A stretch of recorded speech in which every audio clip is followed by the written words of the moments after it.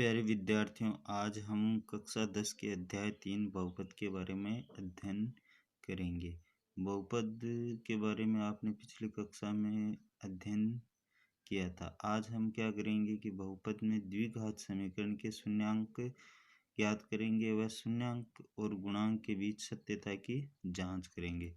जैसे दिया गया ये एक द्विघात समीकरण है, ax² plus bx plus c बराबर 0 है। तो इसके गुणांक जैसे ax², तो x² की जो गुणा में संख्या है वो इसका गुणांक होगी।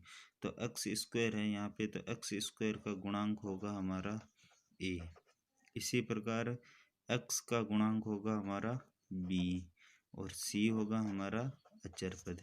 यहाँ अचर पद से तात्पर्य है कि भाई कोई संख्या हो, जैसे 1, 2, 3 आदि इस प्रकार से कोई संख्या हो तो वह होगी अचर पद। अब क्या करेंगे कि भाई शून्यांक व गुणांक की सत्यता की जांच के लिए एक सूत्र है।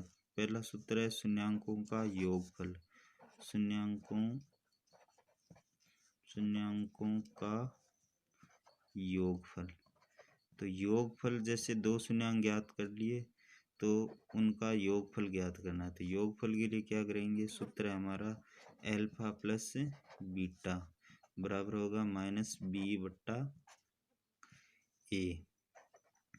यहाँ b से तात्पर्य है कि x का गुणांक, b से तात्पर्य है x का गुणांक। इसी प्रकार a से तात्पर्य है x² का गुणांक, ये तो हो गया हमारा शून्यांकों का योगफल। इसी प्रकार हम दूसरा सूत्र लिखते हैं शून्यांकों का गुणनफल।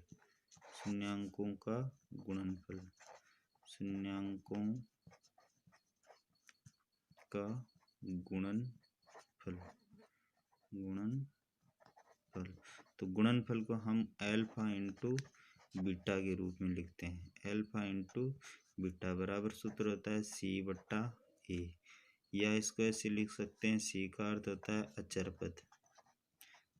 पद बट्टे में होगा a यानी x² का गुणांक।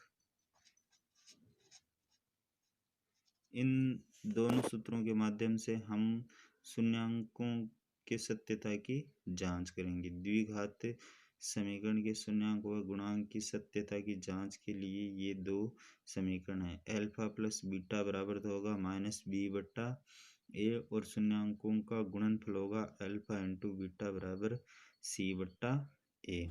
अब देखिए कक्षा 10th की प्रश्नावली 3.1 में द्विघात समीकरण के शून्यांक ज्ञात कीजिए व शून्यांक व गुणांक की सत्यता की जांच कीजिए। इसके लिए हम एक उदाहरण ले लेते हैं, जैसे 4x² माइनस 4x प्लस 1 बराबर 0 दिया हुआ है।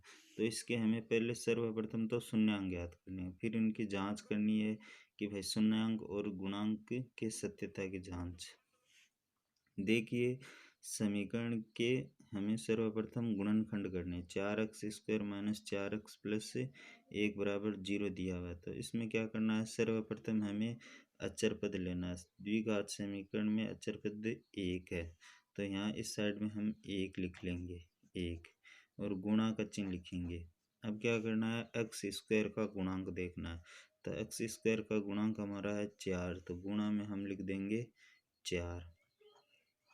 अब 1 को 4 से गुणा करेंगे तो 4 होंगे। अब क्या करना है, हमें इस 4 के ऐसे दो टुकड़े करने हैं कि गुणा करें तो 4 और जोड़ें या घटाएं तो बीच वाली संख्या यानी -4 आ जाए। तो हम क्या करेंगे कि भाई देख लेते हैं पहले कोई दो संख्या, 2 × 2 तो कितने होंगे 4, पर 2 में 2 जोड़ेंगे तो 4 होंगे। यहाँ 4 किसके दिए हुए हैं, माइनस के, इसलिए ये संख्या तो हम ले नहीं सकते।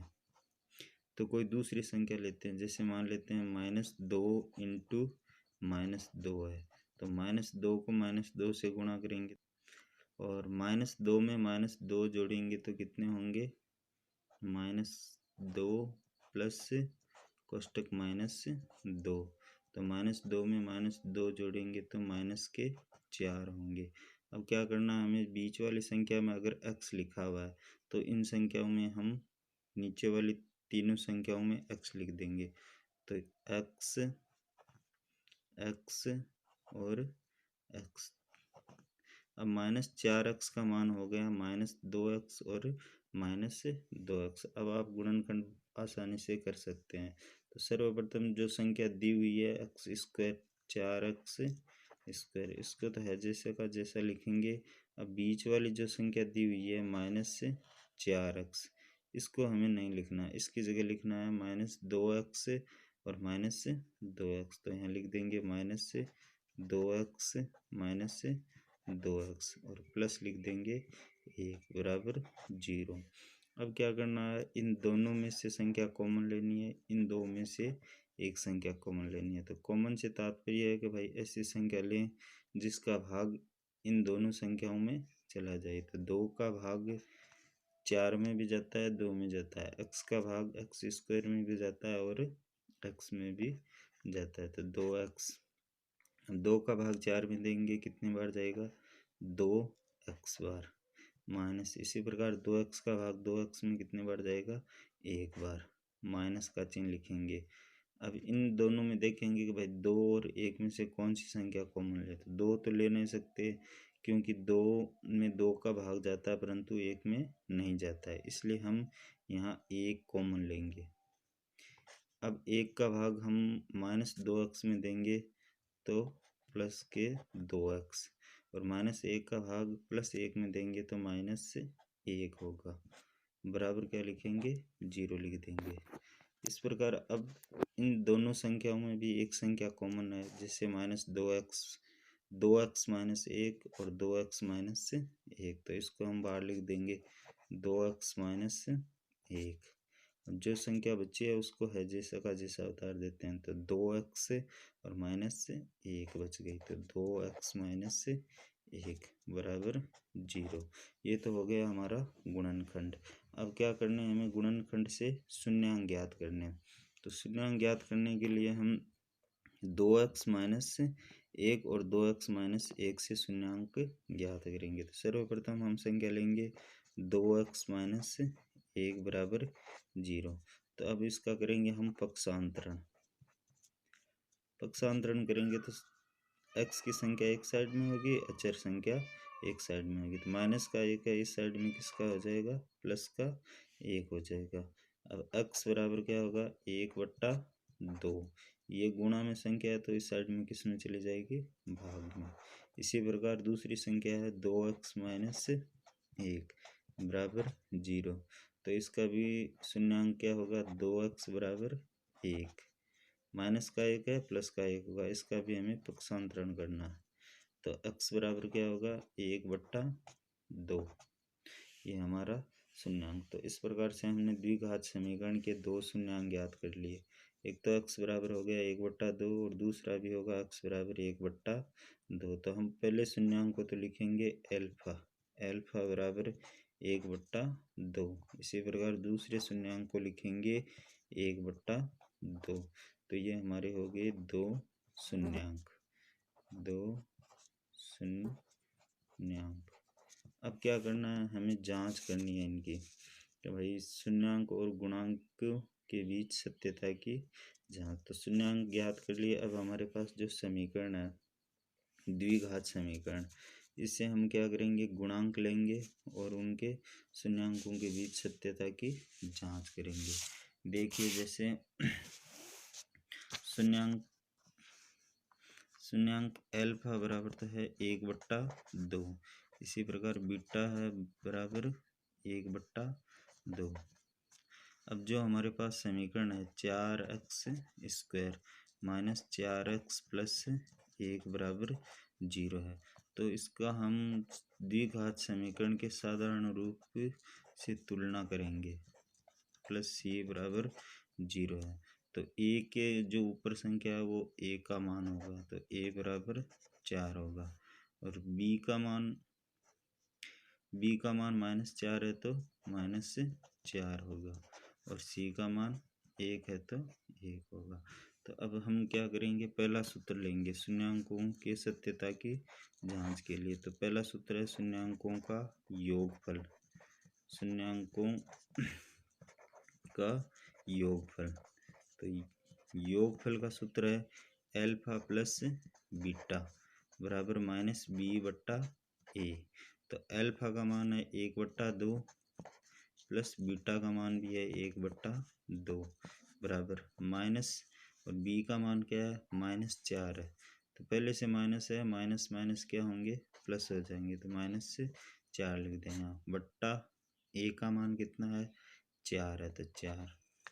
अब 1/2 में 1/2 जोड़ेंगे तो लघुत्तम निकालेंगे 2, 1 प्लस 1 बराबर माइनस को माइनस से गुणा करेंगे तो प्लस, तो 4/4। इसी प्रकार इनको जोड़ लेंगे तो ये होंगे 2/2 और ये होगा 4/4। 4 से 4 कटेंगे 1 और 2 से 2 कट जाएंगे तो क्या होगा 1। तो 1 बराबर 1 है। तो हमारे शून्यांकों का योगफल यानी 1 बराबर 1 है। अगर मान सही नहीं है, दोनों के मान अगर बराबर नहीं आते, शून्यांकों का योगफल और इनके गुणांकों का मान -b/a इस रूप में अगर नहीं हो तो ये हमारा उत्तर गलत होगा। इसी प्रकार हम शून्यांकों का गुणनफल ज्ञात करके देखते हैं। तो शून्यांकों का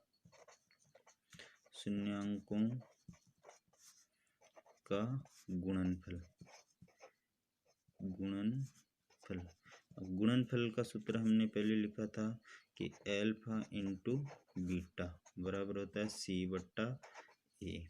तो एल्फा का मान हमने ज्ञात कर लिया था 1/2 इंटू बीटा का भी मान कितना था 1/2 बराबर c हमारा था अचर पद, तो अचर पद हमारा है 1, तो 1 लिखेंगे 1 बट्टा ए का मान हमारा है 4, तो 1/4। अब इनको हल करेंगे, अंश को अंश से गुणा करेंगे, हर को हर से। तो 1 को 1 से गुणा करेंगे तो 1/2 को 2 से गुणा करेंगे तो 4। इसी प्रकार इसमें है 1/4, तो दोनों मान बराबर है। तो ये हमारा समीकरण के शून्यांक व गुणांक के बीच सत्यता की जांच।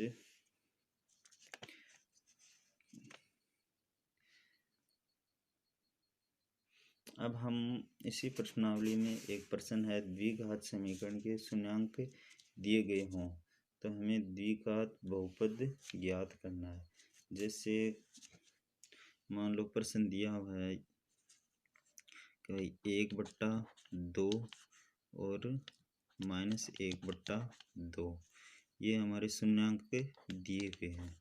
अब इनसे हमें क्या करना है, द्विघात समीकरण ज्ञात करना है। तो इसके लिए द्विघात समीकरण का सूत्र होता है द्विघात समीकरण। अगर शून्यांकों का योगफल और गुणनफल दिया गया हो तो सूत्र होता है x² माइनस x कोष्टक alpha plus beta plus alpha into beta, यानी x² माइनस x प्लस कोष्टक में होता है एल्फा प्लस बीटा और प्लस एल्फा इंटू बीटा। अब हमें ये दो मान दिए हैं, शून्यांकों का योगफल तो दिया हुआ है एल्फा प्लस बीटा बराबर तो दिया हुआ है हमें एल्फा प्लस बीटा बराबर दिया हुआ है 1/2। इसी प्रकार एल्फा इंटू बीटा का मान दिया हुआ है -1/2। तो इससे हमें क्या करना है, द्विघात समीकरण ज्ञात करना है। तो द्विघात समीकरण बराबर होगा x² माइनस x कोष्टक एल्फा प्लस बीटा और प्लस होगा एल्फा इंटू बीटा बराबर 0। अब बस आपको क्या करना है, सीधा सूत्र में मान रखना है x² का x² माइनस x कोष्टक एल्फा प्लस बीटा का मान दिया हुआ है 1/2, तो 1/2 कोष्टक बंद प्लस एल्फा प्लस बीटा का मान दिया है -1/2, तो कोष्टक में लिख देंगे -1/2 बराबर 0। अब इस समीकरण को हम हल कर लेंगे। तो x² माइनस 1/2 पहले लिख देंगे, 1/2 x और -1/2 बराबर होंगे 0। अब क्या करना है, इसके नीचे 1 लिख देंगे, लघुत्तम निकालेंगे, इसके लघुत्तम कितने होंगे 2। तो 1 का भाग हम 2 में देंगे 2 बार, 2 को x² से गुणा करेंगे तो 2x² माइनस इसी प्रकार इस 2 का भाग 2 में देंगे 1 बार, 1 को x से गुणा करेंगे तो 1x या x लिख सकते हैं, माइनस इस 2 का भाग 2 में 1 बार, 1 को 1 से गुणा करेंगे तो 1 बराबर 0 होंगे। तो अब क्या करना है, नीचे वाली संख्या है वो इस साइड में बराबर में 0 से गुणा होगी, तो क्या होंगे 2 को 0 से गुणा करेंगे तो 0। तो ये हो जाएगा 2x² माइनस x माइनस 1 बराबर 0। तो ये हो गया हमारा द्विघात समीकरण। द्विघात समीकरण ये हो गया द्विघात समीकरण। इस प्रकार से हम द्विघात समीकरण ज्ञात कर सकते हैं यदि शून्याङ्कों का योगफल और गुणनफल दिया गया हो तो। प्यारे विद्यार्थियों, आपका हमारा वीडियो अगर अच्छा लगे तो लाइक व सब्सक्राइब करना। धन्यवाद।